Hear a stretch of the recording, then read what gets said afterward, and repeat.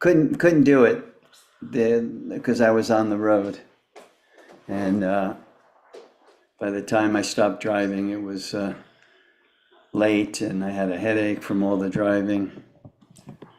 So we're here this evening. So welcome to our Bhagavad Gita session. Very special, dear sessions to me this Tuesday. What is it today? June 23rd, is it? 24th.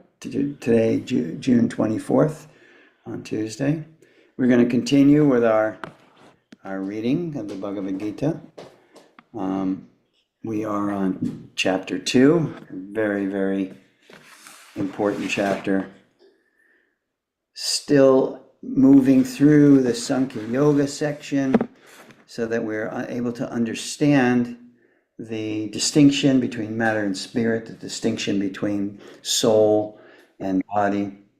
So I'm going to begin, I believe I left off around text 44, very important verses. The next series of verses and a few prior to this are very important verses to give us a good understanding of how to progress on our spiritual path.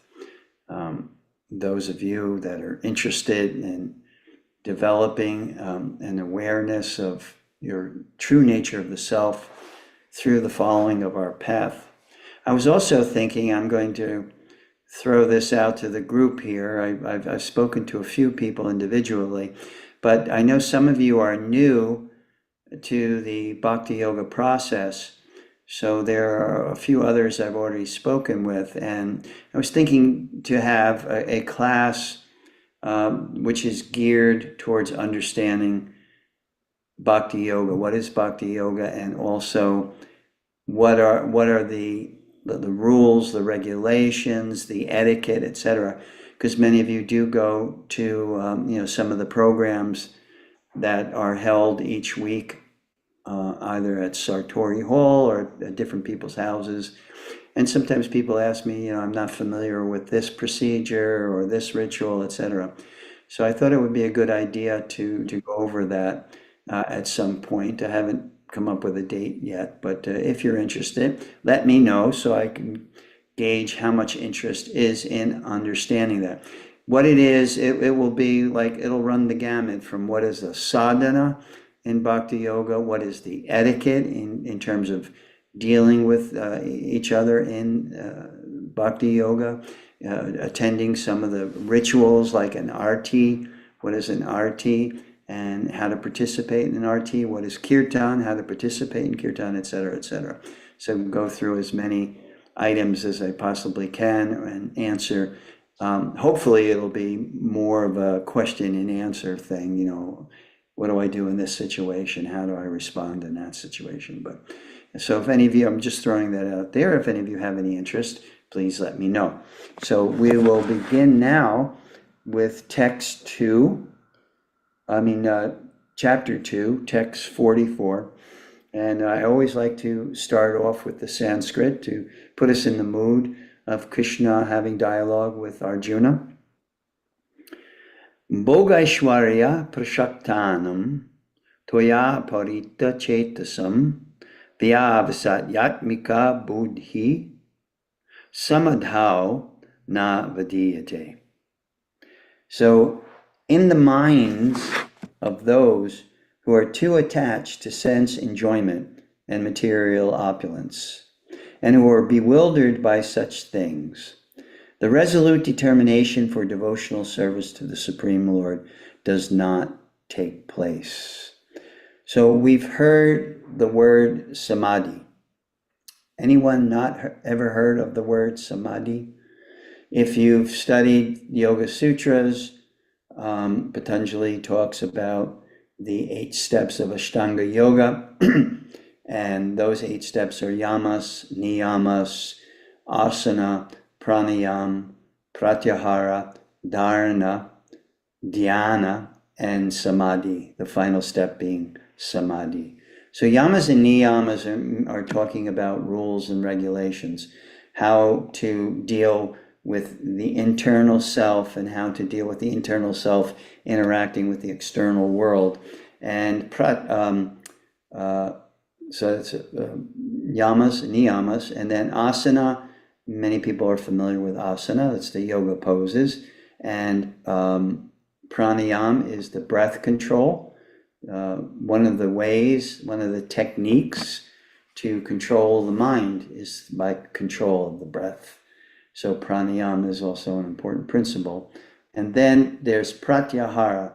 Now pratyahara starts getting into the internal mechanisms of yoga. Pratyahara means to bring the senses within.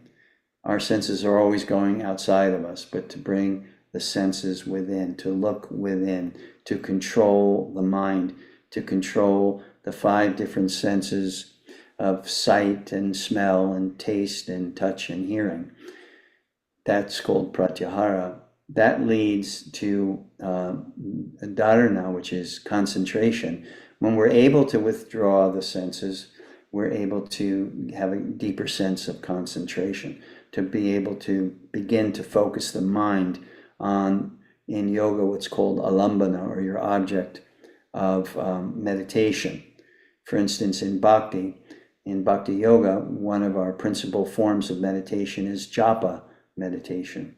So in order to concentrate on hearing the mantra, particularly in our lineage of bhakti yoga, it's the Hare Krishna mantra, then it requires focus and concentration.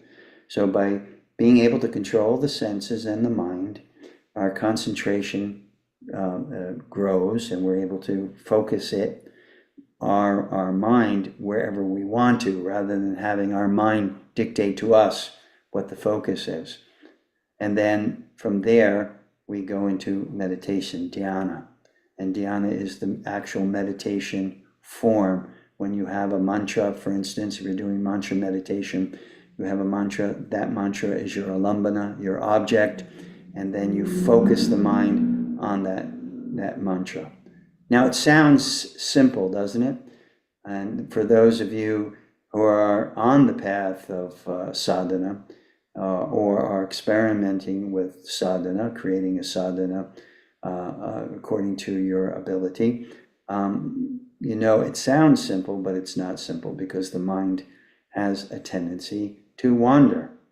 The mind can wander, hear a noise and immediately go there, a thought, a memory, an anticipation, etc., and it just can go everywhere.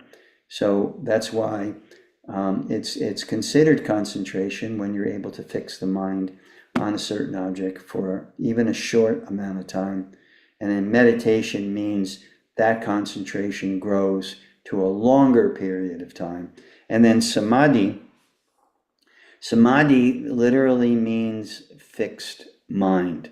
So what this verse is talking about is, in the minds of those who are too attached to sense enjoyment and material opulence, and who are bewildered by such things, the resolute determination for service, devotional service, or your sadhana to the Supreme does not take place. So it means our inability to focus the mind is because we are attached to certain things, attached to material sense enjoyment, attached to opulence, and they have a way of interfering with focus, with our being able to fix our mind. So samadhi, that stage of yoga, is a very advanced stage, and samadhi literally means fixed mind.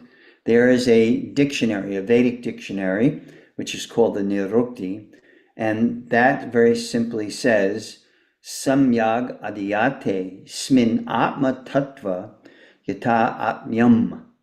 When the mind is fixed for understanding the self, it is said to be in samadhi.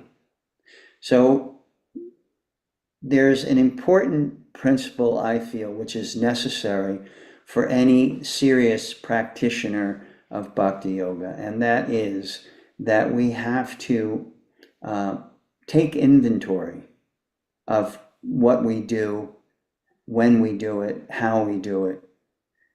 If we do not take inventory, what happens is we have a tendency, the mind has a tendency to become lackadaisical. Besides its wandering tendency, it has a tendency to become lax. So if we take inventory of what we're doing, like for instance, what time do I rise in the morning? According to the principles of Bhakti Yoga, and actually any meditation system, the best time for meditation is early morning. Why? Because early morning it's a sattvic time of day. It's the mode of goodness. And the mode of goodness is a very conducive environment for Yes. meditation. What? It's a very conducive time for meditation. Goodness. It's usually quiet. It's a quiet time of the day. It's usually prior to sunrise. All of the living entities have not awoken yet. So it's a very conducive time to sit in meditation. So the sattvic, very, very important in terms of our trying to get deeply into our meditation. And in this way, so we take note of when we rise, we take note of what we do. Like for me, having been practicing bhakti since 1972, to me it's automatic pilot. I rise in the morning, early in the morning, I immediately jump in the shower. That's, to me, all of the tamagun of the evening, the sleep, and the body throws off toxins in the evening in the mouth and all throughout the pores. So it's very important for me to jump right into the shower. Number one, it cleanses the body of toxins. Number two, it wakens you. It wakens all your senses. And I do some exercises in the shower, body movement, just to get the blood rushing and flowing. So when we take that kind of inventory, I'm doing this, the more we are regulated in our behavior, this creates a very conducive internal environment for meditation and the practice of yoga. The more the mind is regulated, that is one of the ways that we control the mind, is to have regulation in our life.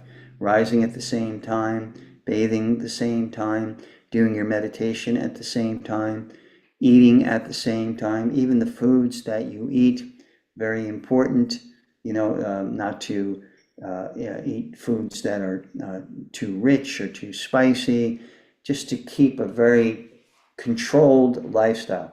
And like I said, the mind can come under control when we are taking inventory of what we're doing, when we're doing it, how we're doing it.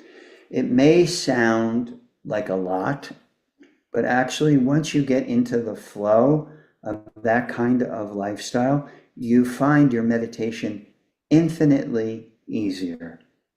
Because even when the mind does kind of float away, you have the ability to pull it back. It floats away. It may go to this thought or that thought, or hankering after something to happen in the future, lamenting about something that happened in the past, and then you're developing a conscious awareness of your mind and where it's going and what it is doing. And the regulative lifestyle in the yoga world helps us to keep track, helps us to assume the position, the role of observer. Not that we are the mind and we are the thought process. That is something different. We are consciousness, pure, unadulterated consciousness. And we have to become aware of our awareness, as opposed to the awareness of the movements or the vrittis of the mind. It's a distinction. It may seem like a subtle distinction, but it is a distinction at that awareness factor that we have, that ability to observe, that all comes into play when you put into effect, you implement this process of taking inventory. It helps you to become aware of your awareness. It helps you to become understanding. I've had a discussion. My wife had an Ayurvedic retreat this weekend. Several people came over and participated in that. And therein, they did yoga, and they did the kosha dance, and they did many different things. But one of the things that she was teaching about, awareness, conscious eating, what you eat, the approach to how you're eating, etc. And it makes the experience, sometimes we think we're getting bored. And why are we getting bored? Because we have expectations, and maybe those expectations are not being fulfilled. But life is so rich, life is so wonderful, that if we are mindful of our life, and that's what I mean by taking inventory, there's a mindfulness of the various things that we do, and the actual joy that comes from eating sattvic foods in a particular mindset, having an appreciation for the colors, the textures, the spicing, the richness. All of these different factors, come into play and make that single, seemingly momentary experience something very, very rich. But what does Krishna say here? If our preoccupation is gratifying the senses and trying to meet the demands of the senses at every moment, the mind is going hither, thither, and yon. I have a dog. Her name is Shadow. She's a pup. She's about a little over a year. And, sometimes I just sit and watch her. And you just watch. She is at the command of her senses. When her sense of smell picks something up, there it is. There's her absorption. If she sees she's a hunter, if she sees an iguana in the tree, boom, there goes her sense of sight. If she hears something in the bushes, you see, she turns her head, with her ears. The senses are driving her, motivating her. Human life is meant to do more than being driven from sense object to sense object. Human life, the real purpose of human life, is to understand the true nature of the self. By taking inventory, by putting into effect a lifestyle that is regulated, by making the conscious effort to be aware of everything that you are doing on a moment-by-moment basis, right down from eating to your meditation, even to your interaction with people. Do you know what they say is one of the most essential things in terms of interacting with people? To listen, to hear what they have to say. And if you ever have a relationship with someone, maybe a teacher or a friend, a relative, a loved one, and one of the things you notice about that relationship, especially if it's a deep relationship, if it's a heartfelt relationship, is if they listen to you, they hear what you have to say, and respond accordingly. This is a very important principle. So our life is not boring. Our life is filled with moment by moment wonder. We are just wonder. We use the word wonderful, and sometimes we use it kind of tritely, but it is a life filled with wonder. As I'm getting older, I'm realizing, of course, Sri Hari, you can relate, I guess, to this. As we get older, Sri Hari and I are in our 70s, and we realize, the practical reality that our life is growing shorter and shorter. We are coming to the final pages of the final chapter in our life.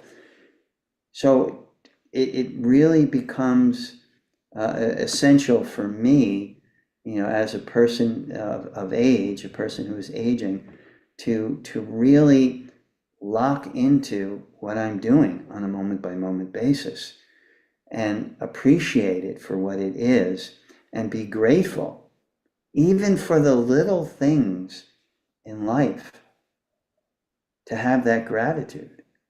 Even when I'm, even when I'm regular, and bowel movements and regular in eating and all, I try to demonstrate an act of gratitude for that, because there are so many people my age that are struggling with the bare minimum functions of life. So I think at 75, I'm blessed and I'm grateful, for everything that I'm still able to do on a regular basis. So this is the kind of mindset that Krishna is talking about here.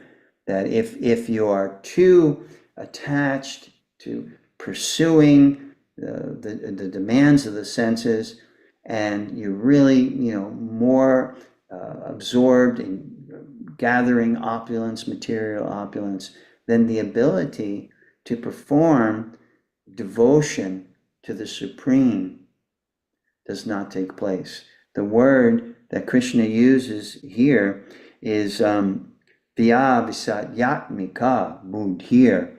And what does Vyavisatmika mean? It means fixed in determination. So we may ask ourselves, why am I not getting serious about my spiritual path? And I say that because all of you are here are obviously on a spiritual path to one degree or another, or curious about your spirituality. And we may, get into conversations with friends of ours or family members. This used to happen to me all the time, especially when I first got involved in Bhakti Yoga many, many years ago. I would always wonder, I'd have conversations with people that I've known, all my life, family members, etc., and would wonder why they don't have any interest in finding out about their own spiritual path. But Krishna here gives us a statement on this. If that's your preoccupation, if your preoccupation is fulfilling the pushings or the urges of the mind and the senses, vachovegam, manasakroda vegam, jiva vegam, udara upashta vegam. Rupa Goswami, great master in Bhakti Yoga, says, vachovegam, the urge to speak, manasavegam, the urge of the mind, krodha vegam, the urge of anger, jiva vegam, the urge of the tongue to speak, or to taste rather. Vacha vegam is the urge of the tongue to speak. Jiva vegam is the urge of the tongue to taste foods. Jiva vegam, udara and upashta, the urge of the belly and the urge of the genitals. So all these urges, they're also called pushings. If we get absorbed in those, then there is not really an ability to step back and be the observer. Step back and be aware of what's going on around you and taking inventory. We become more or less slaves to the pushings, to the urges, to the movements of the senses. And that way, Krishna says in this particular verse, the interest is not there because we're preoccupied with the things that are going, the swirl of action that's going on around us. So that's a very important verse. And then text 45, the Vedas deal mainly with the subject of the three modes of material nature. O Arjuna, become transcendental to these three modes. Be free from all dualities and from all anxieties for gain and safety, and be established in the self. So the Vedas are voluminous work.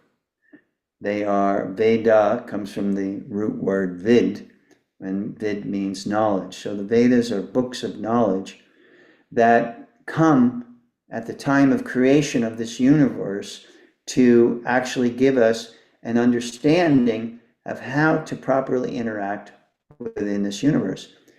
Just like you may get a new car, you look into the glove box of the car and there's a manual. And you open the manual and the manual tells you different aspects of the car and how they function, how to operate them. This universe, when this universe is created, according to the Vedas come with it.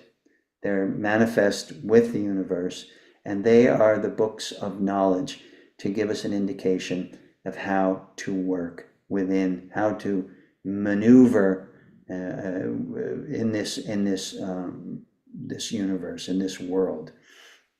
So what is being described here, the Vedas deal mainly with the subject of the three modes of material nature. There are two types actually three. One's called karma kanda. Karma kanda means your actions. How do you act in this world? Then there's Jnana kanda, the section of the Vedas that deal with the knowledge of this world. And then upasana kanda, the third, which means the spiritual dimension of this world. So there are literally, there's the four main Vedic literatures. It's the Yajurveda, Samaveda, Atharvaveda, and Rig Veda. Those are the four primary Vedic texts. And then there are the Upanishads, which are the spiritual division, and the Samhitas. There are the various chants, and the different divisions of the Vedas that are there. Ayurveda is there, and that Ayur Veda means knowledge of life, how to live your life properly. There's Jyotish. It's the astrological. What are the stars, and how do they play into our life? What influence the stars and other planets within the system? So there's all these different books of knowledge. So what Krishna is saying here is, don't only get caught up in that. Yes, if you read the various Vedic literatures, that's one thing. It can help you to understand how to align yourself with proper activity within this world. But that is not all that the Vedic literatures are about. There's actually literatures within the Vedic paradigm, like the Bhagavad Gita and the Srimad Bhagavatam, and other Vedic literatures which deal with the Siddhanta. And the Siddhanta means, what is the conclusion? The Vedas may tell you how to interact or how to act within this world, but what are you acting for? It's just like yoga. I often ask people, who are yoga practitioners, because I teach in yoga teacher training courses. I teach the philosophy and psychology of yoga to yoga teachers in training. And I oftentimes ask them, what's the purpose of yoga? What's the goal of yoga? Because if you don't know what the goal of yoga is, it's very difficult to get deeply absorbed in it. And some people will say, well, to have the body, mind, and soul work in conjunction with each other. which is true. But what is that? What does that look like? So what Krishna is talking about here is we're not only trying to align ourselves so that we can live a nice life in this universe, but we're also beyond this, beyond our sojourn here in the material world. What is our purpose? And that's a serious thing to ponder. What is our purpose? Because that keeps us fixed and determined. You'll see in just a few more verses what Krishna gives as one of his first definitions of yoga. We'll read that. Well, let's move on. So he's saying here, don't just get absorbed in being able to live within this world, but actually understand the goal of the human form of life and be established in the self. Text 46 reads, all purposes served by a small well can at once be served by a great reservoir of water. Similarly, all the purposes of the Vedas can be served to one who knows the purpose behind them, or the siddhanta, or the conclusion. I can tell you myself in my own practical experience, I'm not what you would call a Vedic scholar. In other words, I have not deeply studied the Yajur Veda or the Rig Veda, the Sama Veda, or the Atharva Veda, because that was not of interest to me. What was interest to me when I first went out on my path, my spiritual path, was who am I? Answering that question. Who am I? And what is my purpose? What's my purpose in being here? I think I quoted this before from Mark Twain. He said there's two most important days in your life. The day that you take birth and the day that you find out why you took birth, the purpose of your birth. Those are the two most important days of your life. So when that becomes the focus, and even in our studying of the Vedic literatures, like Bhagavad Gita, to find out the conclusion, to make the determination, what is my purpose in being here, and how do I begin to fully realize and live in accordance, in harmony with that purpose. So that can be accomplished by service to the Supreme. It's actually like watering the root of a tree. By watering the root of a tree, all the leaves and twigs and branches and bark they all get nourished. So by us understanding who we are and our relationship with the Supreme, that's like watering the root. And thus everything gets nourished.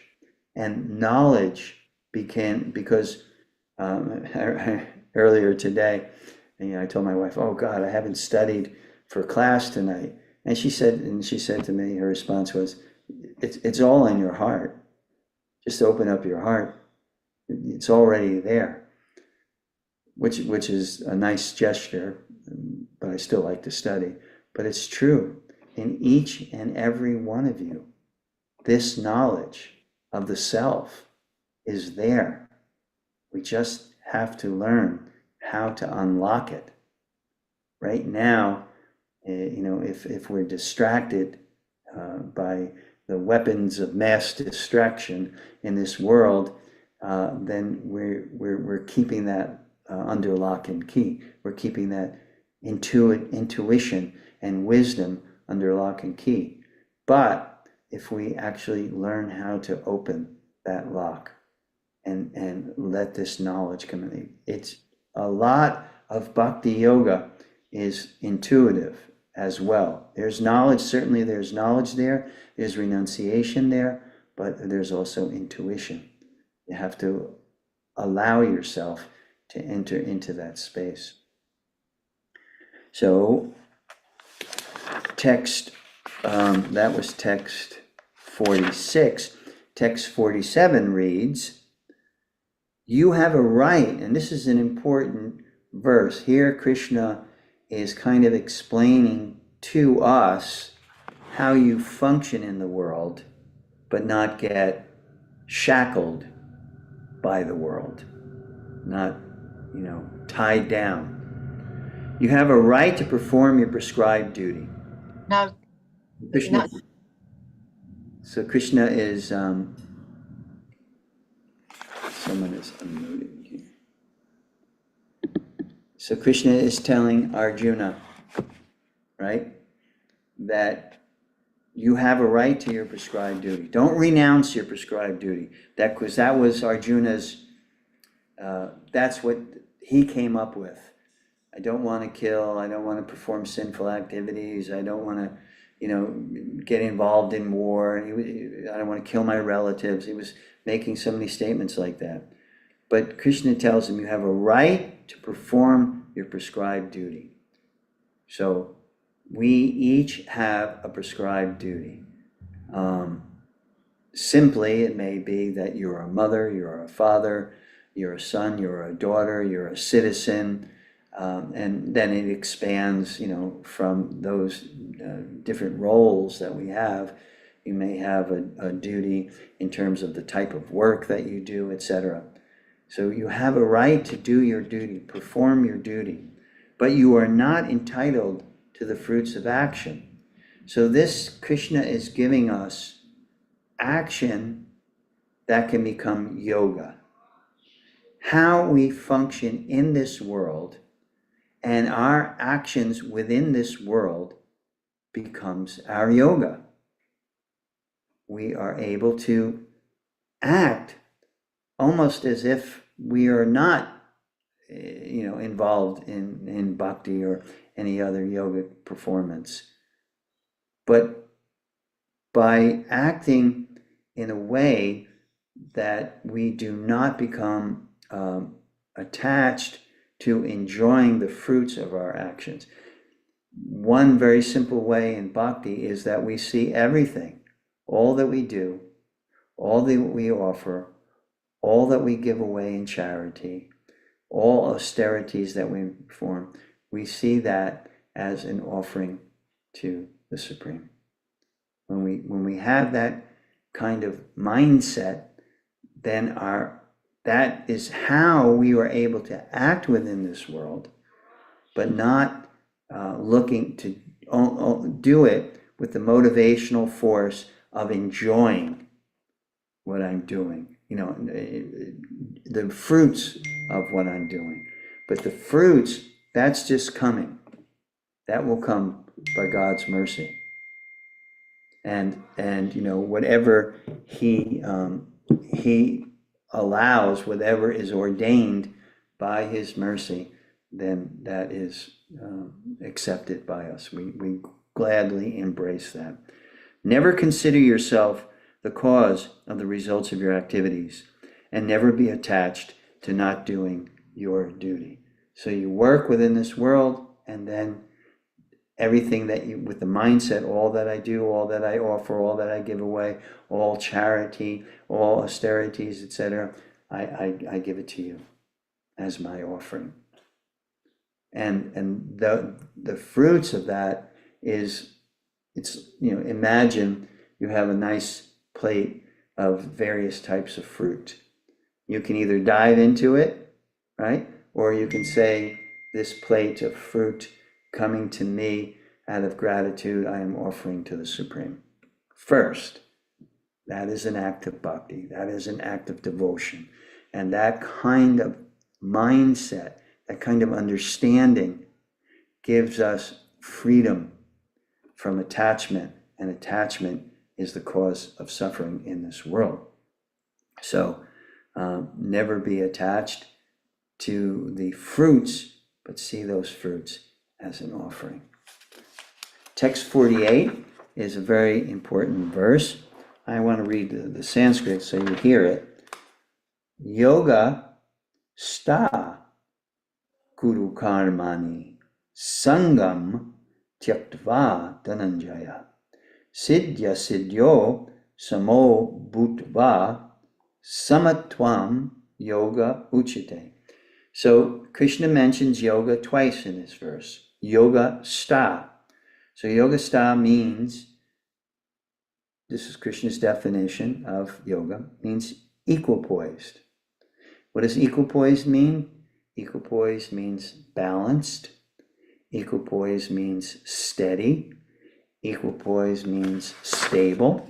Let's see if there's any other. So Krishna tells Arjuna that he should act in yoga. And what is that yoga? Yoga means to concentrate the mind upon the Supreme by controlling the ever-disturbing senses. So, stability, balance, steadiness, all of these Krishna indicates is yoga. So act in yoga. That's what it means. To have a yogic lifestyle does not mean you wear Lululemon and you go to the yoga studio once or twice a week. It's more than that. It means you can act in yoga by being following a process that helps you to have your mind steady, stable, equipoised. And then again he mentions yoga, samatvam yoga uchite, and that means sama again means equipoised. So he mentions yoga twice in this verse, and both times he defines it by saying, be steady, be equipoised. See the world, don't be too disturbed by the challenges that happen. Don't be too elated by the benefits that you get. Accept, understand that is what is coming to you at that particular point in time, and embrace that challenge. So this is one of Krishna's first definitions of yoga, and twice he mentions it in this verse, and both times the translation by my teacher is equipoised or stable. Text 49. O Dhananjaya, keep all abominable activities far distant by devotional service, by serving the Supreme, by seeing your life in relationship, in connection with the Supreme. And in that consciousness, surrender unto the Supreme. Those who want to enjoy the fruits of their work are misers. So this means that if you just want to keep the fruits for yourself and enjoy yourself, you're considered a miser, in that you're self-centered. And when you let the Supreme into your life, when you see the relationship that you have with that Supreme, whether you call him God or Jehovah or Allah or Buddha, Krishna or Rama, when you allow the relationship to unfold, when you make the endeavor to connect in relationship with the Supreme, then that consciousness is fulfilling. The Sanskrit word is santosh, content. One becomes content. One may feel fulfilled. And it's just like if you're a miser or you hoard, you may feel like, oh, I got all this money, I'm saving all this money. But compare that to the feeling of helping someone. When you give in charity to a good cause, the kind of that feeling, the difference in hoarding for yourself and counting your pennies and being in anxiety when you lose money, you invest money and you lose it, and then the anxiety comes from that. And the difference in the charitable disposition, the giving. Even there have been tests or research done as who is more satisfied, the person that receives or the person that gives. I know there was a study in Harvard University, and it came back, there were a couple of studies actually there, And it came back that the person who gave, there was one study where they gave the participants $20, and they said you can either spend it on yourself, or you can use it, to do something charitable. And almost down the line, those who did something charitable were more satisfied than those who just spent the $20 on themselves. So this is an understanding, a common understanding. I think you've all experienced that, to actually be in a position where you're helping someone, and you are charitably disposed someone. You are giving freely of yourself. It may not be in money, it may be in action, helping someone, the time that you may have helped stop someone who broke down, or someone whose car died in the middle of the road, and you get out, you pull your car on the side, and you get out and you help push that car. There are many different instances of, doing things you don't necessarily have to do, but you want to do, in helping that person out. So this charitable disposition is a kind of a consciousness of giving. So what Krishna is saying here, if you are giving of yourself in devotion to the Supreme, then that is keeps the desire for performing abominable activities. It keeps us pure in consciousness. And specifically, if you're consciously doing it in service and in gratitude to the Supreme as an offering.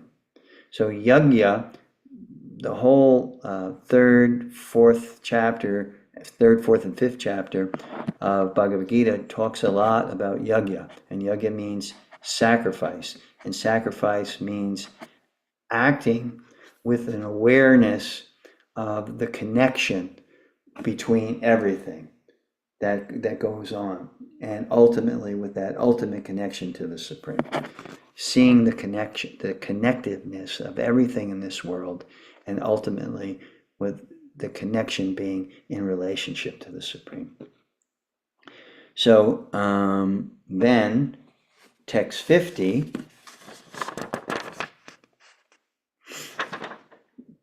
I like to read the Sanskrit because the Sanskrit is very rich. Buddhi yukto jahatiha. Buddhi yukto. Buddhi means intelligent, right? Or intelligence, intelligent, or a type of yoga where we are aware of our relationship and we're doing things consciously in relationship with the Supreme. So Buddhi yukto means, yukto is a yogi who has made the connection with the Supreme. So a man engaged in devotional service. So what is Krishna saying here? Who is the Buddhi yukto? One who is engaging in a loving relationship with the Supreme by rendering service to that Supreme Personality of Godhead. So devotional service rids himself of both good and bad reactions in this life. So a man, a Buddhi yukto, a person that is using their intelligence to connect to in their relationship with the Supreme, that person, and by performing devotion, acts of devotion to the Supreme, rids himself of both good and bad reactions, even in this life. Just want to keep track of time. So, even in this life, therefore, strive for yoga, which is the art of all work. Strive for the understanding of the art of all work, which is yoga, which means the ability to connect all that you do, all that you offer, all that you give away in charity, as well as all acts of austerity, charity, keep that connection. You will be a Buddhi Yoga, Buddhi Yukto, a person that is connected. Text 51. By thus engaging in devotional service to the Lord, great sages or devotees free themselves from the results of work in the material world. We've discussed karma. Karma means action that are governed by the laws of material nature. For everything that you do, for every action in this world, there is a reaction. So what is this verse saying? By thus engaging in acts or actions of devotion to please the Supreme, the God, the Supreme Lord, then great practitioners, devotees, sages, wise men and women free themselves from the results of work in the material world. So our interaction with this world, which is the cause of our karmic reaction, is nullified. We actually stop interacting within this world. Even though we are acting, the reaction is no longer there.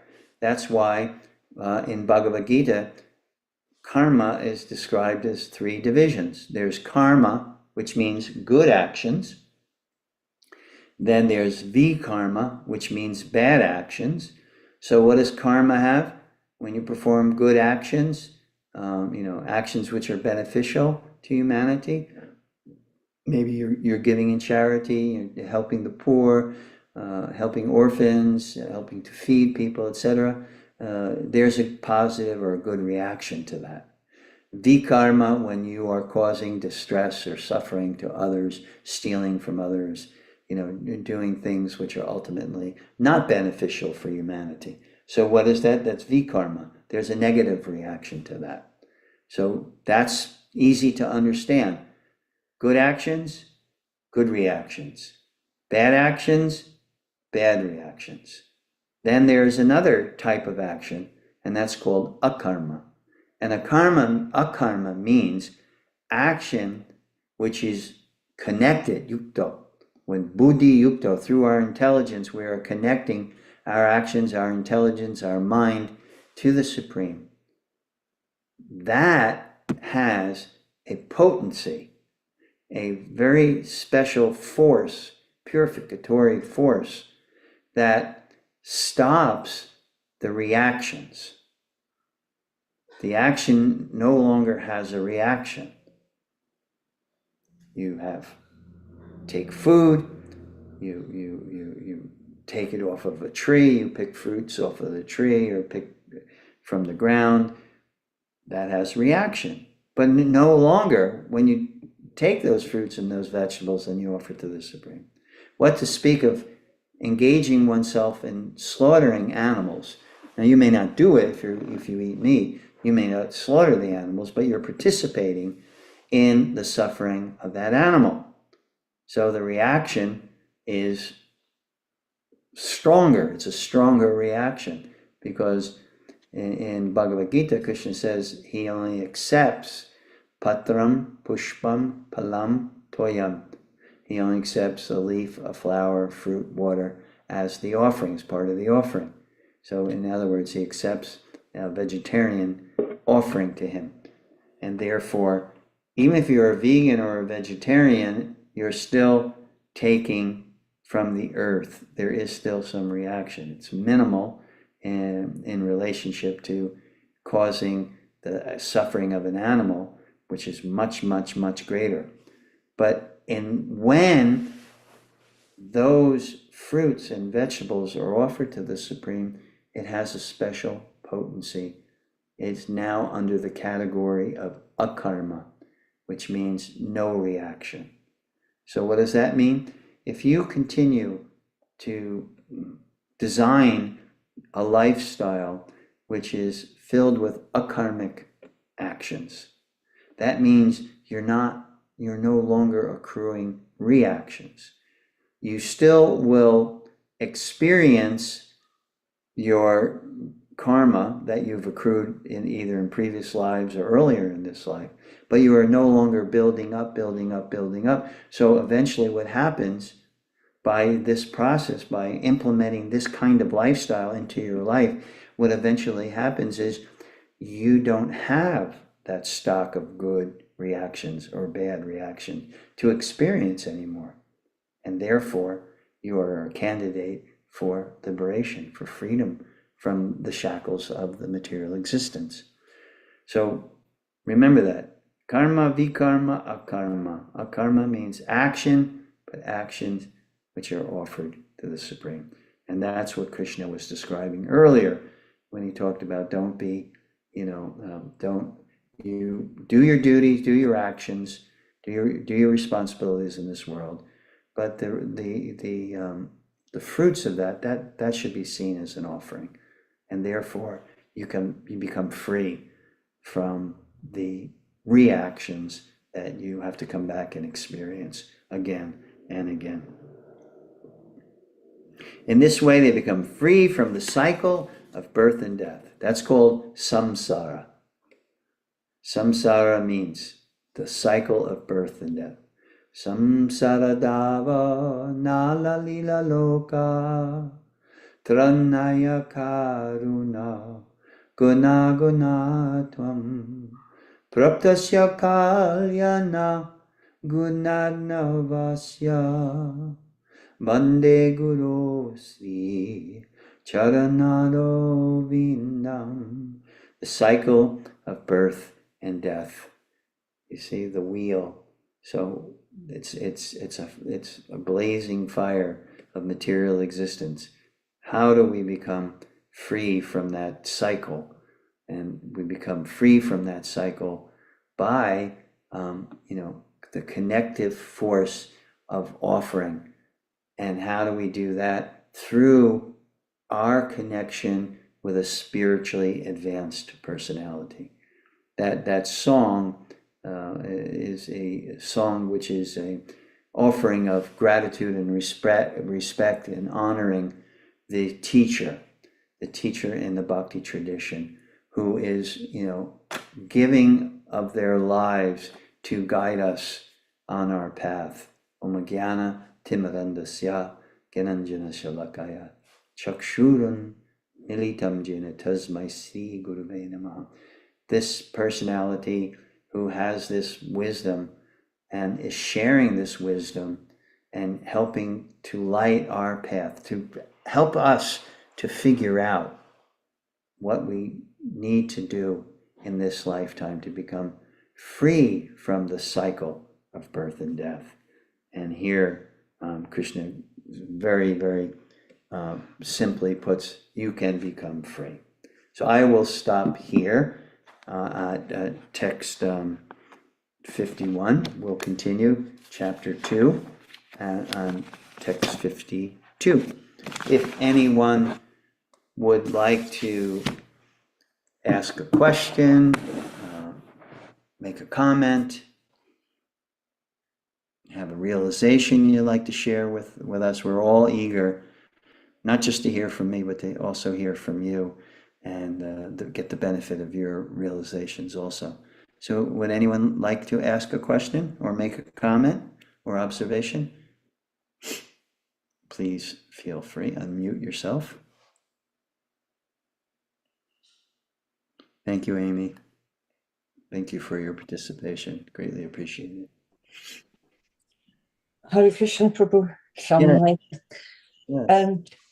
I've been for quite a few years, I've been thinking about the yoga ladder, and you mentioned karma and karma yoga and then bhakti yoga. I was listening to a lecture by a friend of mine in Ireland, and she was going through those different steps, and she was explaining that karma yoga is that connecting us with Krishna, giving some of the fruits, some of the results of our actions as an offering to Krishna.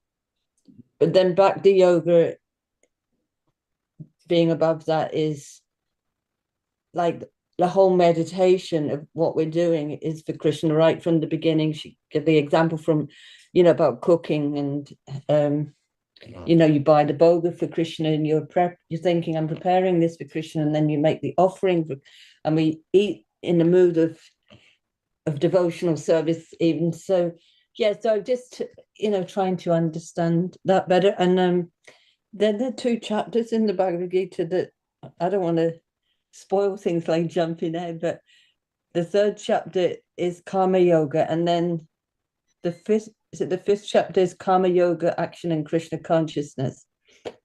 And so I just try to understand then the definition, that what differentiates that, like in the two chapters, you have karma yoga and then karma yoga action and Krishna consciousness. Yeah, I mean, Krishna is kind of reiterating some of the points that he made. He even says that, and Arjuna says, mentioned like this and like that. So Krishna reiterates the point, the importance of action in relationship with the Supreme. Mm. And that is really, where it goes in that regard. Action in relationship to the Supreme. So it's just, and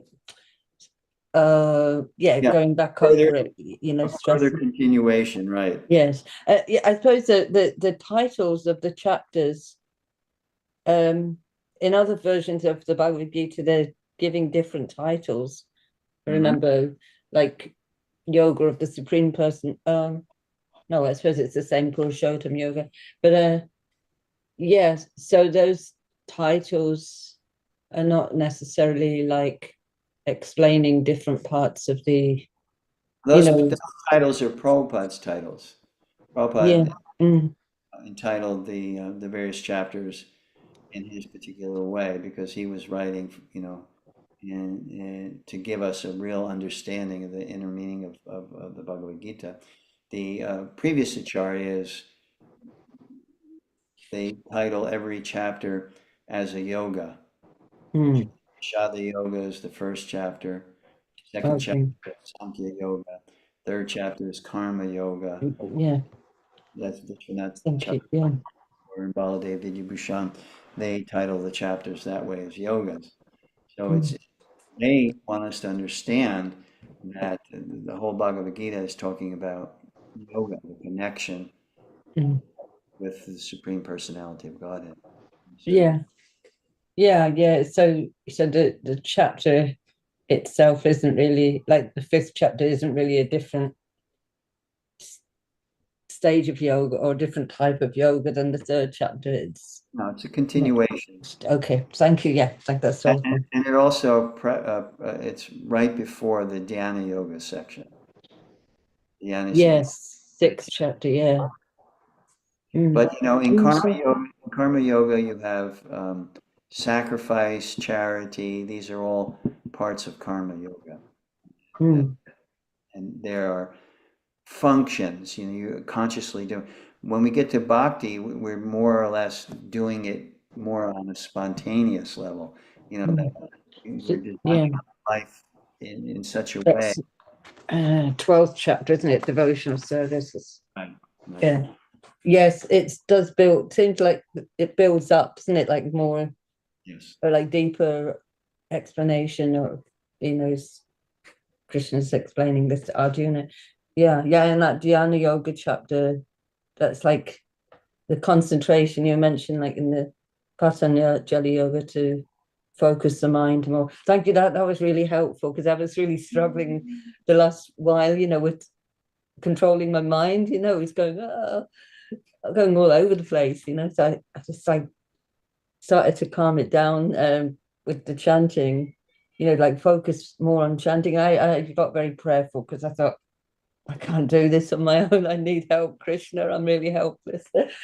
Hare Krishna. Thank you very much. Thank you, Shamli. Trish, you have a question or a comment? I was going to comment on, I used to struggle with having time, acts of service, feeling like I had enough time in my busy schedule. And, was I doing anything charitable? Was I, doing enough? And then I realized it was helpful to understand that, every interaction with people is an opportunity to give an act of service and an act of kindness, and treating all those things, sacred. By everything we do is being an offering to God. And that's really what I've been focusing on after the last couple of classes. Oh, wonderful. Because it's a contemplation, and the end result of that contemplation is the nature of the interaction is actually guided by the Supreme Lord. When you go into an interaction with a person, and you might be saying, "Oh, hi, how you doing, Trish? Oh, hey, Lakshmi, how's it going?" And it seems all very ordinary, but when the intention is there, to give of oneself, to give either in kindness or in gratitude, in appreciation, or to share something for their benefit, whatever it may be, then we see, I see it all the time. I'll go to the beach and I'll be standing there, and my wife always teases me because then I get into a philosophical conversation, with somebody standing next to me. Maybe they're fishing or something like that, and we'll get into a conversation about fish, and fish suffer when they're hooked, and they get into anxiety.